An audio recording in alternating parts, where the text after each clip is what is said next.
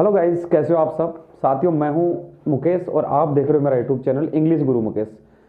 साथियों, पिछले वीडियो में हमने देखा था कि किस प्रकार से हम विदाउट वर्ब सेंटेंस बना सकते हैं, और आज हम शुरुआत करेंगे कि वर्ब वाले सेंटेंस यानी जिन वाक्यों में क्रियाएं हो उन वाक्यों की अंग्रेजी हम कैसे बना सकते हैं। उससे रिलेटेड टॉपिक आपके सामने मैंने लिखा हुआ है। टॉपिक का नाम है व्हाट इज टेंस। हर पढ़ने वाले स्टूडेंट, भले वो 10th में हो, 12th में हो, भले वो ग्रेजुएशन कर रहा हो या कॉलेज में हो या कंपटीशन दे रहा हो, उसके दिमाग में एक हवा बना होता है कि टेंस क्या होते हैं।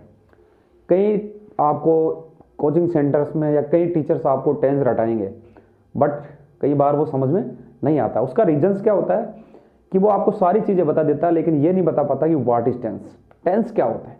तो आज इसी पे बात करेंगे कि ये जो टेंस वर्ड है इसकी डेफिनेशन क्या है और इसके यूजेज क्या है, इसके प्रयोग क्या क्या अंग्रेजी ग्रामर में। तो शुरुआत करते हैं गाइस। 3 आपके सामने हिंदी में मैंने सेंटेंस लिखे हैं, तीनों को एक एक बार देखते हैं। पहला सेंटेंस है मनीष घर जाता है, दूसरा सेंटेंस है मनीष घर गया, और हमारा तीसरा सेंटेंस है मनीष घर जाएगा। दोस्तों, इसमें एक चीज़ आप लोगों ने देखी होगी कि तीनों में सब्जेक्ट एक ही है, तीनों में ऑब्जेक्ट एक ही है, लेकिन तीनों में क्रिया भी एक ही हो रही है। इसमें भी गो क्रिया है, इसमें भी गो और इसमें भी गो, यानी तीनों में काम हो रहा है जाने का, लेकिन क्रिया का रूप बदल रहा है। यहाँ यूज हो रहा है जाता है, यहाँ यूज हुआ है गया, और यहाँ लिखा हुआ है जाएगा। दैट मीन्स आपने एक चीज़ देखी होगी कि समय बदला है, या प्रेजेंट था, या पास्ट हो गया, या फ्यूचर हो गया। मतलब समय बदलने के साथ हमारी क्रिया का रूप बदला है। जाता है प्रेजेंट, गया मतलब पास्ट, और जाएगा मतलब फ्यूचर। दैट मीन्स एक चीज तो आपके दिमाग में बैठी होगी कि समय के साथ हमारी क्रिया बदलती है। अगर टाइम बदल रहा है तो क्रिया का फॉर्म भी बदलेगा, क्रिया का रूप भी बदलेगा। हिंदी की बात कर रहे हैं, सेम कंडीशन अंग्रेजी में होती है। अब एक चीज और देखते हैं। पहला तो हमारे दिमाग में आया कि टाइम के अकॉर्डिंग क्रिया बदलती है।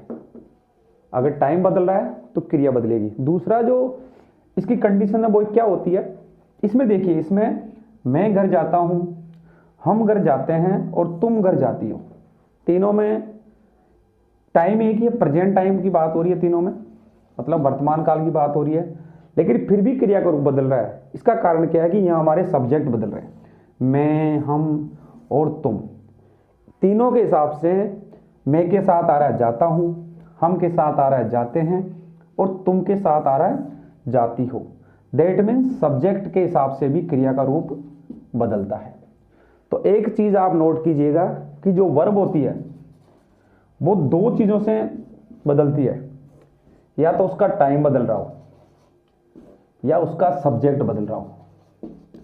अगर सब्जेक्ट एक वचन है तो क्रिया अलग प्रकार से आएगी, अगर सब्जेक्ट बहुवचन है तो क्रिया अलग प्रकार से आएगी, और यदि टाइम प्रेजेंट टाइम है तो उसके हिसाब से क्रिया आएगी, और अगर पास्ट टाइम है तो उसके हिसाब से क्रिया आएगी, और अगर फ्यूचर टाइम है तो उसके हिसाब से क्रिया आएगी। तो आप एक चीज नोट कीजिएगा कि समय के हिसाब से और सब्जेक्ट के हिसाब से अगर क्रिया का रूप बदलता है, वर्ब की फॉर्म बदलती है, तो वही टेंस होता है। समय के साथ जो क्रिया का रूप बदल जाता है या सब्जेक्ट के साथ जो क्रिया का रूप बदल जाता है वही टेंस होता है। इसीलिए इसको बोलते हैं correct form of verb. Correct form of verb, क्रिया का सही रूप। क्रिया का सही रूप ही टेंस होता है। आगे देखेंगे हम कि क्रिया का सही रूप किस प्रकार निर्धारित होता है इसी वीडियो में। साथियों, अब देखेंगे हम लोग कि टेंस के प्रकार कौन कौन से होते हैं। क्योंकि हमें प्रकार पता होंगे, उनको बनाने का स्ट्रक्चर हमें पता होगा, तभी हम अलग अलग टेंसेज में अलग अलग सेंटेंस बना पाएंगे। गाइस, बड़े तौर पे टेंस को 3 पार्ट में बांटा गया है, जो आप हिंदी में भी जानते हो, जिसको काल बोल सकते हैं, वर्तमान काल, भूतकाल, भविष्य काल। वो देखते हैं किस प्रकार से बांटा गया है। पहला जो प्रकार है वो होता है प्रेजेंट टेंस, यानी वर्तमान काल। वर्तमान काल में बहुत सब घटनाएं होती है, या बहुत सारी एक्शंस होती है, या वो सारी क्रियाएं होती है जिनका संबंध वर्तमान समय से होता है। वर्तमान में जो समय चल रहा है, जैसे मैं आपको पढ़ा रहा हूं, ये वर्तमान की बात है। आप मुझे देख रहे हो, ये भी वर्तमान की बात है। तो जो जिस घटना का संबंध या जिस क्रिया का संबंध वर्तमान से हो, उसके लिए हम यूज करेंगे प्रेजेंट टेंस का। दूसरा जो हमारा टेंस का प्रकार आता है साथियों, वो आता है पास्ट टेंस, यानी भूतकाल। जैसा कि नाम से पता लग रहा है भूतकाल, भूतकाल का मतलब जो गुजर चुका हो, जो क्रियाएं घटित पहले हो चुकी हो, जो घटनाएं पहले घटित हो चुकी हो, या जो कार्य पहले हो चुके हो। जैसे कल मैं जयपुर गया था, या मैंने एक पत्र लिखा था, तो ऐसी घटनाएं या ऐसे कार्य जो पहले संपूर्ण हो चुके हो, जिनका समय निकल गया हो, वो सारे पास्ट टेंस में आते हैं। और तीसरा जो प्रकार होता है टेंस का साथियों, वो होता है फ्यूचर टेंस।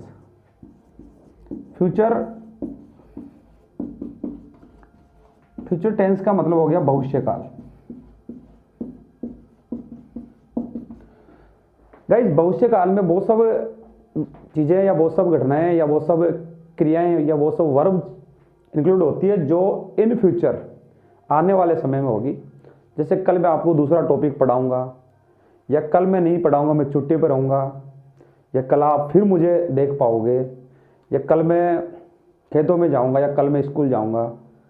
इस तरह के एक्टिविटीज़ अगर भविष्य में होने वाले हैं, या भविष्य में कोई घटना होने वाली है, या भविष्य में कोई आप काम करने वाले हो, उनके लिए यूज लेंगे हम फ्यूचर टेंस। तो present tense, past tense, future tense, ये मोटे तौर पे टेंस के 3 प्रकार होते हैं। अब प्रेजेंट टेंस के कितने प्रकार होते हैं और उनको किस तरह से बनाया जाता है, पास्ट टेंस का यूज हम कहाँ कहाँ कर सकते हैं। जैसे छोटा सा मैं आपको एक उदाहरण देके बताना चाहता हूँ। प्रेजेंट टेंस में हम यूज करते हैं मोस्टली, जैसे आपको स्पीच बोल रहे हो या अपने बारे में बता रहे हो, उन सब के लिए हम प्रेजेंट टेंस का यूज करते हैं। पास्ट टेंस में कोई घटना है, आपको स्टोरी बता रहे हो, या पुराने जमाने की कोई कहानी बता रहे हो, उन सब के लिए हम यूज करते हैं पास्ट टेंस का। फ्यूचर टेंस का यूज करेंगे, आप कोई प्लानिंग भविष्य के बता रहे हो, या आप कल क्या करने वाले हो, या आपके आगामी क्या क्या प्रोग्राम्स है, उन सब के लिए हम यूज करते हैं फ्यूचर टेंस का।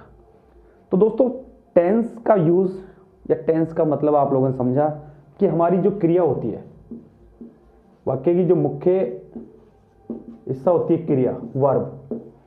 ये वर्ब क्या होती है, एक तो टाइम यानी समय, और एक सब्जेक्ट।